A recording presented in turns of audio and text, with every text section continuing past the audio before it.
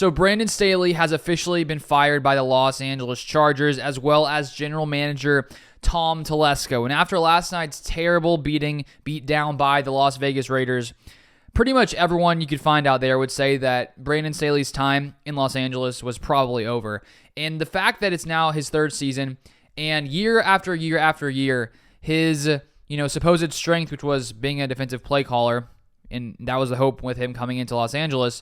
In 3 seasons, his ranks for his defenses, 29th, 21st, 27th.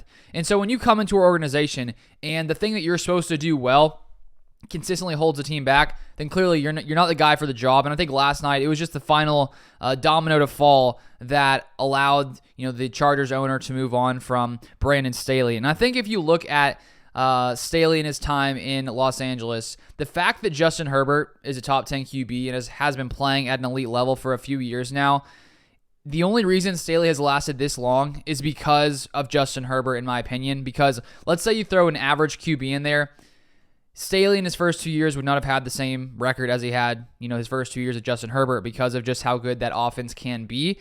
And so I think if you would have had a mid-tier quarterback like Derek Carr or someone else in there for the Chargers, Staley probably would have been gone after his second season. And I think that you get to a point as an owner where you want to give a guy some time. You want to have some patience and hope that things can turn around, because I think there are examples where coaches, maybe their first, second year, things aren't going well. But when it's your third year and you have a beatdown like that, your team stinks, I think you have to make a move and try to make a switch for this organization.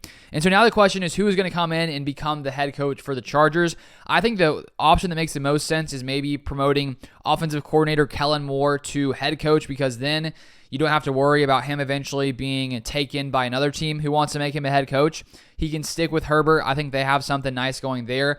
And then coming into 2024, you have the similar offense, same offense with Herbert healthy, with Kellen Moore, and then try to find a defensive coordinator who can try to resurrect this defense and get them to playing somewhat at least average football instead of, bottom tier defensive football. So that is the most recent news. If you want more NFL news like this, feel free to subscribe down below, and I'll see you guys next time.